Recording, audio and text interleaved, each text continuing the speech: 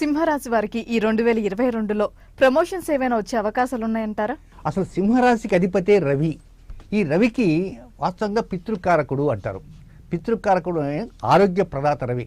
ఈ 2022వ సంవత్సరం ప్రారంభం దగ్గర నుంచి ప్రతి వారు ముందు ఆరోగ్య విషయం మీదే ముందు ఆలోచన చేస్తుంటారు. ముఖ్యంగా సింహరాశి వారికి అంటే చిన్న చిన్న సమస్యలు ఉన్నాయి, ఉన్నప్పటికీ కూడా దాన్ని తట్టుకు నిలబడాలంటే వారికి కొంచెం సోమరితనం ఎక్కువగా ఉంటుంటుంది. కనుక ఆ సోమరితనాన్ని తగ్గించుకోవాల్సిన అవసరం ఎంతైనా ఉంది.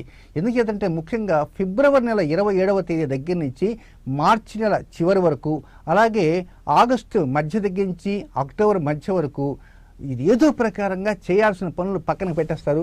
ఇంకా వారి కొత్త ఆలోచనలకి వెళ్తుంటారు. కానీ ఇలాంటి కారణాల వలన వచ్చేటువంటి ప్రమోషన్లు కావచ్చు, లేకపోతే డిమోషన్స్ కావచ్చు, ఇలాంటివి ఉన్నాయి కనుక చాలా వరకు చాలా జాగ్రత్తలు తీసుకుంటారు.